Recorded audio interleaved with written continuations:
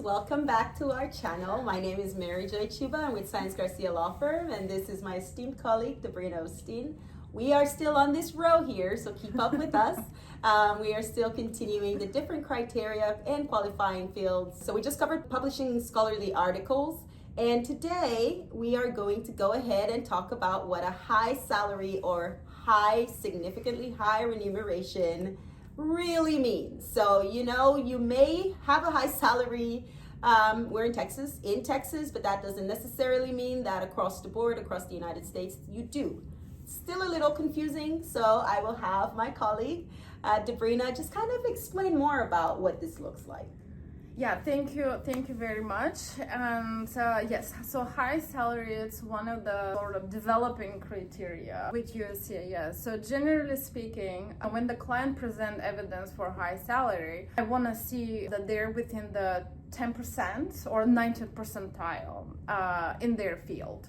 So what does that mean? That means that if you want to be successful with the high salary criteria, we have to show USCIS that you're within the 90th percentile in your geographical area or metropolitan statistical area, basically the place you live or work. And also that you're within the 90th percentile nationally. And that's, obviously the second part is harder for folks that do live in states like Texas, places like South Dakota, North Dakota, compared to California, Washington State, and New York, and others. So what happens is when you live in one of these states, the more expensive states, obviously your salary is already high, already on a national level, because when the employer files for your H-1B, they will go and get the prevailing wage for your particular metropolitan statistical area. And if you're in California, let's say San Francisco, that would be already, let's say if it's a data scientist, you will be at, my guess is like 250,000. So that will most likely hit the 90th percentile nationally and obviously within your MSA. Now, if you are in Texas and you're a data scientist, most likely here it will be around 140, 150, maybe 160, because that's what the local prevailing wage would be. But that's not enough for the national 90th percentile.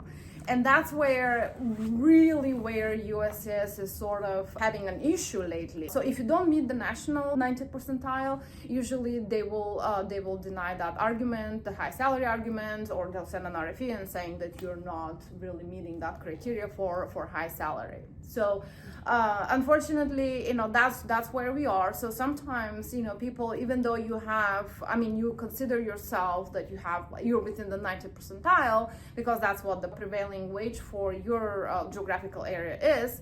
But when we look nationally, that's you're probably gonna fall within like the 17th or the 80th percentile, which is not the 90th. So that's very, very interesting, those numbers, those percentages. Right. So how do we prove? What do we do? What do we show them? How do we prove that we meet these thresholds? Yeah, so the thing is, obviously, when the client says, okay, I want to see if, I qualify for high salary, we want to see, your most recent pay stubs, we want to see a W-2, assuming, you didn't get any raise since the last year. Obviously job offer if you're at a new job, basically your total compensation. We want to see what you're earning, where it's coming from, and all that. So that's step number one. Then step number two, I want to see your LCA from the H-1B. I want to see the SOC code that it has been used.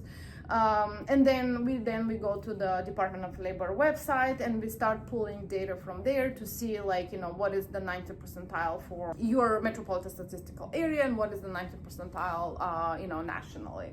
And then we kind of make the decision. So if you're right at basically on the line, then you're kind of 90th percentile but you're not, that will be tough argument for USCIS, and maybe it's worth just spending more time on something else, on some other criteria, than going in with the high salary. I really don't like to go in with things that it's kind of like on the line, or we're not sure, because ultimately the salary criteria, it's numbers, right? So either USA is gonna like it or not. Those are the initial analysis on the high salary. Then the second piece is a lot of people will come in and say, okay, my base is 150 and I have 200,000 in stock. So would that qualify?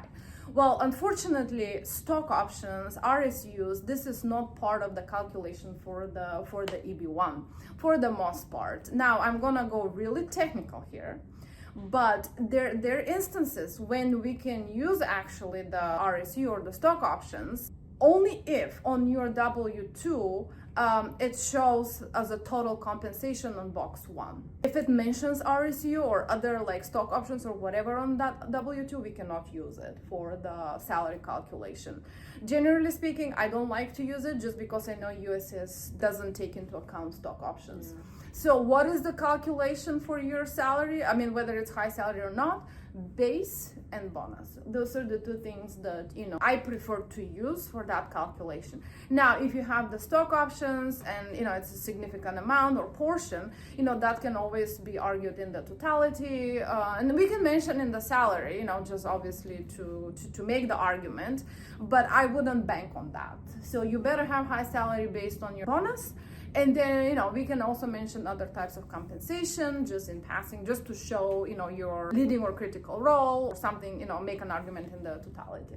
Right. So it sounds to me like using this criteria, or at least having this as one of your main qualifying pieces, faces some challenges with USCIS. It does faces some challenges because you don't know what kind of officer you're gonna get. You don't know what kind of training they had. So sometimes I have clients telling me, yes, my friend used the stock options and everything was fine, and I said yes, probably because the officer either was not trained on the high salary or they really didn't care. They're officers like that as well. So yes, it went fine, but generally speaking, you do want to go with what the law says. Pretty much. So with going with what the law says, and we know that some officers, USCIS officers, we love you guys, are trained, and some of them are not trained. Some of them really just don't care much for these cases. Unfortunately, it's really true. What are some of the trends that you're seeing with USCIS officers with regards to how they really look at this high salary? To be honest, I have seen RFEs on exactly on this criteria where the individual has earned $300,000 and $400,000 outside stock options, and USCIS comes back and says that's not high salary. So, I mean, at this point, you don't even know what to say, how to argue. Obviously, you have to push back, but, it just seems that it's one of these criterias that it's kind of hit or miss. It doesn't, obviously, if you have a low salary, we wouldn't even, go with that. But, you just have to be very careful in terms of the types of evidence that you provide and really establishing that this is really a high salary. And one of the things that I have found helpful is getting a expert letter from an economist who can actually crunch the numbers for you and write this 11 to 15 page analysis with charts and all these pretty things, and explain really that you're within the 90th percentile. Now, I'm not an economist, so I don't have a PhD in economics, so obviously I cannot draft this kind of letter or make this kind of argument. But, when you get an expert opinion letter, obviously that adds a little value, actually a lot of value to your petition, and especially to the high salary, criteria. And the other thing is, with that expert letter, obviously, if USCIS, if they don't like it, or they find it questionable, or there's something in that letter that they don't agree with, they really have to tell us specifically why they cannot accept the letter, whether something with the credentials of the economist or something with their analysis. Well, guess what? They never do. So if they push back without mentioning the letter, without mentioning why, they cannot accept that letter as evidence, and basically the economist as an expert, that provides us with basically the tools to push back, either in an RFE response, or if you get a denial, if we actually decide to sue for wrongful denial in federal court. This actually gives us a lot of ammunition. So that's one of the reasons I usually advise clients to get these expert letters from an economist. It's not required, you don't have to. So not everybody gets them, but if you get it, it's just more ammunition.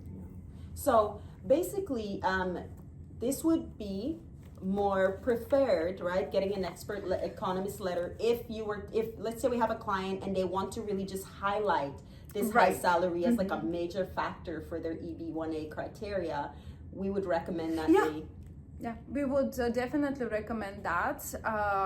And also, if you're not sure, or if you're within that 90th percentile, the economist will tell you. So it just eliminates that. Right. Thank you. This is so insightful. So basically, average salary, maybe we need another criteria. So average salary doesn't technically work, right? So when we say high salary, what would you quantify as high salary? I mean, I'm pretty sure it's based on, we don't want to say SOC code, but the field, right? And the geographic area. But what are those ranges that we see? So for high salary, to be honest, successfully, I have seen anything above 250. That is, yeah, and 250, if you're in the Bay Area or New York, that might be actually on the lower end of things. But anything above 250, I would really look into. And again, as I said, even if I had this, the RFE on a case where the person had more than 300. Obviously, we responded, and that went all well. But you want to be in that sort of range. If it's below that and you're within the 90th percentile within your own metropolitan statistical area, you can make the argument, but I'm not sure that USCIS will be too excited about it. So are they ever excited about our applications? So this is really, really good information. So what would you recommend, or what type of advice would you give? Let's say we have a fellow colleague attorney out there watching, and they have a situation like this, and they're preparing their packets for their clients. What would you recommend strategies they use to prepare a really good packet with this high salary is one of the criteria? Well, I guess the first question is it really high? So is it your client really within the 90th percentile? So really examine that, and then if the answer is yes, go for it. Ask for that expert letter from an economist. Print obviously the FLC data center, or that's more for the metropolitan statistical area, the BLS from the Department of Labor, and Career One website, which is run by the DOL technically. And all of these are actually mentioned in the USCIS policy guidelines for the EB-1 high salaries. So when you submit a case with all of that evidence, and USCIS pushes back and says, well, we cannot accept the BLS, we cannot accept the FLC data center, we cannot accept Career One, well, again, you have ammunition to fight back and print actually a page of their own policy guidelines and say, well, that's what you have here, and that's we just followed your guidelines on how to establish high salaries. So that's what I do in my cases. So which is good, because sometimes these officers don't really know what's in the policy manual. So you're also educating the officer. Sometimes I feel like they're like us, sort of like, okay, I've never seen that issue before, let me see what that is. And they're receptive to being educated. That's the officer that you want. So this is all really good information. I think it's one of my favorites. I have a few favorites, but it's one of my favorites because, a lot of our clients, of course, being from the immigrant population, we make over 150,000. We are high salary, right? We automatically brand ourselves as a high salary. But there are certain requirements, right? There are certain elements you have to meet within the high salary criteria for you to even qualify and have a good base to use this as even a major criteria for your application. So we're just going to wrap up this episode. Stay tuned for more episodes. If you are considering applying for the EB-1A visa and you need further guidance, feel free to reach out to us at sciencegaracialawfirm.com. We are more than happy to help you through your immigration process. Thank you. Bye-bye. Bye-bye.